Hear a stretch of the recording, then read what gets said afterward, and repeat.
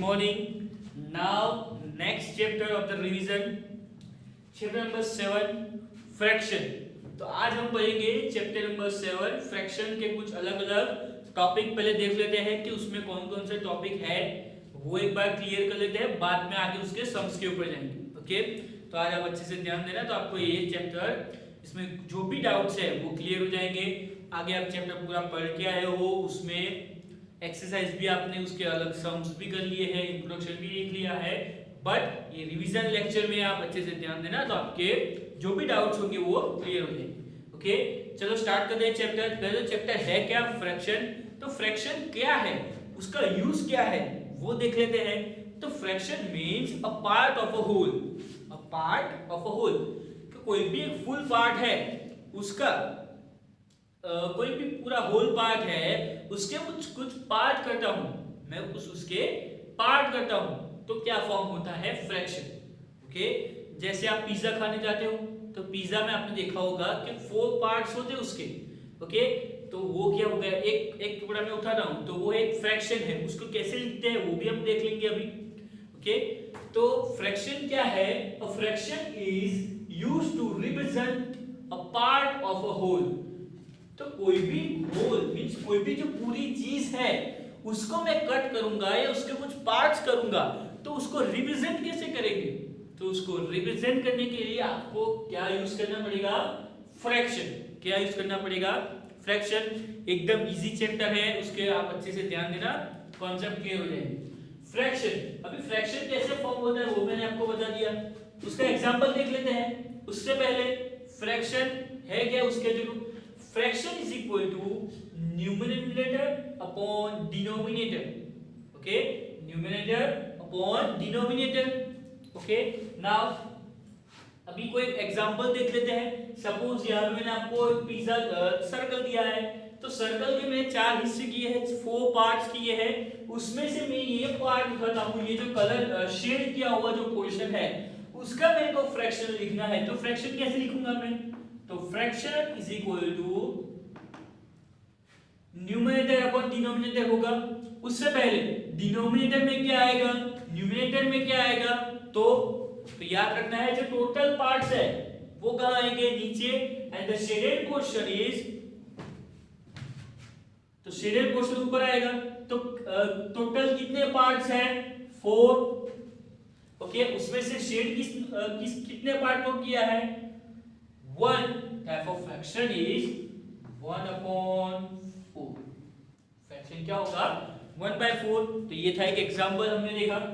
Okay, fraction एक बार फिर से मैं समझा देता हूं। फ्रैक्शन क्या है? Fraction is the part of a whole. Is fraction is used to represent a part of a whole.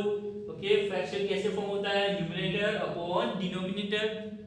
Now एक उसकी एक नोट है, if the numerator and the denominator is same then its value is 1। Numerator और denominator दोनों same है।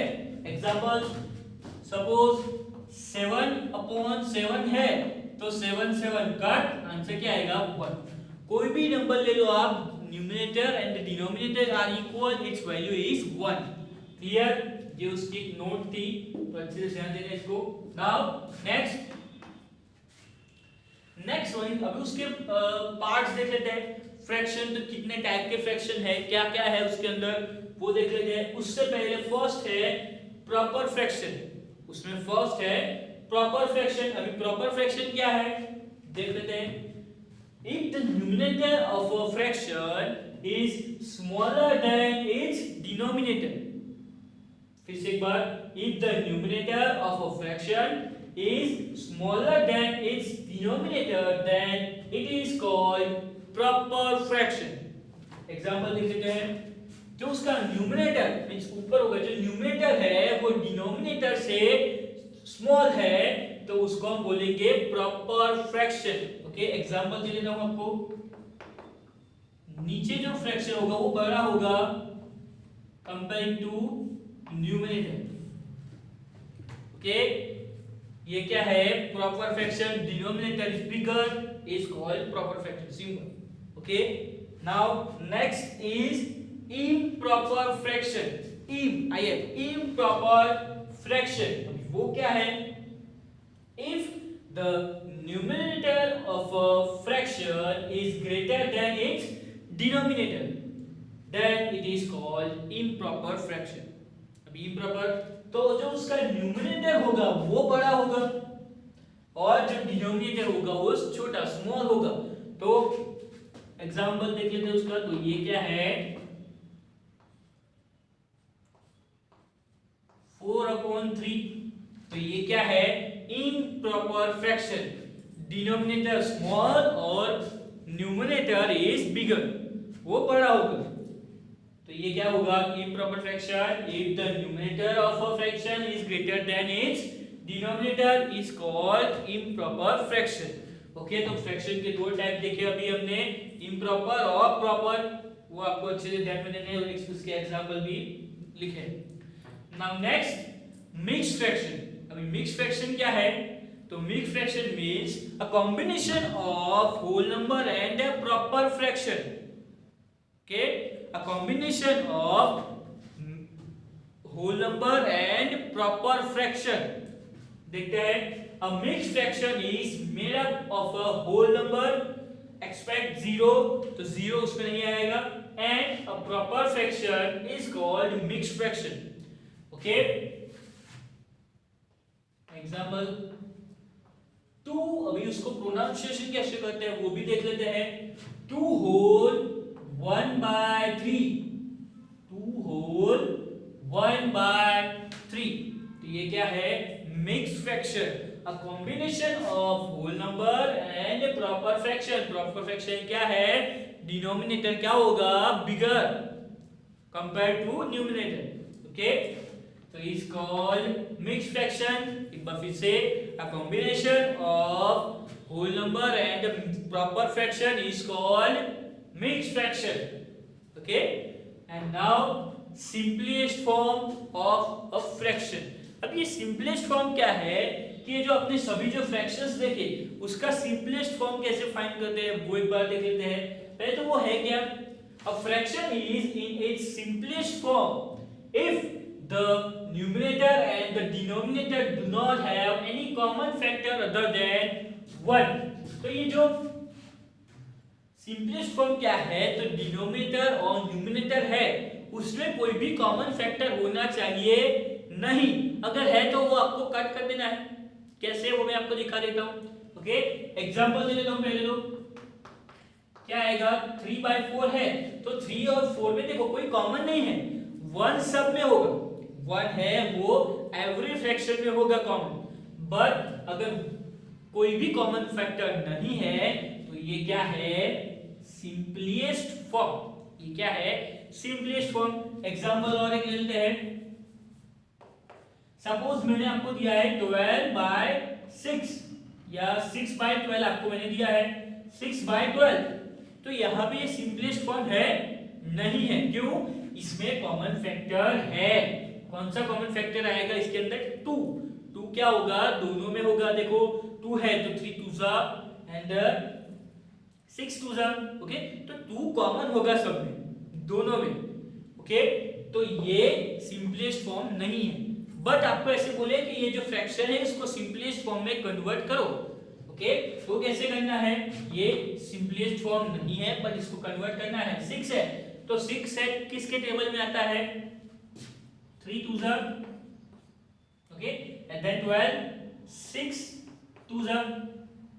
Okay, 2 2 cut, क्या आया? 3/6। अभी ये सिंपलेस्ट फॉर्म है नहीं, अभी भी ये सिंपलेस्ट फॉर्म नहीं है। क्यों? देखो 3 और 6 तो 3 और 6 में कॉमन है 3। तो आगे वो प्रोसेस करनी है। क्या? 3 है तो 3 1 जा एंड 6 तो 3 2 जा। Okay, 3 3 cut 1/2। 1/2 तो 1/2 क्या है? Simplest form. इसकी कुछ अलग अलग मेथड्स भी है जो आपको इजी लगे वो कर सकते हो। दूसरी मेथड में अब आपको समझा देता हूं। दूसरी मेथड क्या है? 6/12 है तो 6/12 को 6 और 12 के दोनों के एचसीएफ ले लो, हाईएस्ट कॉमन फैक्टर। तो 6 और 12 के हाईएस्ट कॉमन फैक्टर क्या होंगे? 6 और 12 के हाईएस्ट कॉमन फैक्टर होगा 6। 6 का हाईएस्ट कॉमन फैक्टर क्या होगा? 6 होगा। तो दोनों को 6 से क्या डिवाइड करो?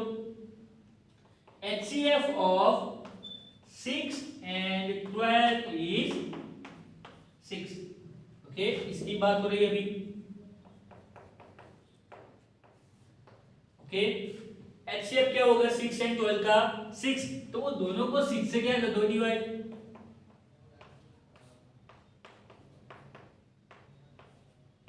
6 by 6 करोगे आंसर क्या आएगा? 1। 12 by 6 करोगे तो आंसर क्या आएगा? 2। तो ये क्या हो गया? 1/2 सिंपलेस्ट फॉर्म। ओके, तो ये कुछ उसके अलग अलग मेथड्स है, आपको जो प्रेफरेबल हो वो आप कर सकते हो इसमें। और ये था फ्रैक्शन का इंट्रोडक्शन। इसमें कुछ हमने फ्रैक्शन क्या है वो देखा, फ्रैक्शन के type, proper fraction, improper fraction, mixed fraction and simplest form. Okay, तो ये अच्छे से नोट डाउन कर लेना, अच्छे हैंडराइटिंग निकालना है आपको, और इसमें कुछ भी डाउट हो तो मेरे को आप बोल देना, मैं आपको समझा दूंगा। और ये सब अच्छे से आपके नोटबुक में नोट डाउन कर लेना, अच्छे हैंडराइटिंग। ओके, और ये एक बार कंसीडर देख लेना कि यहाँ पे आपको जो मेथड इजी लगे वो आप कर सकते हो सिंपलेस्ट फॉर्म। ओके।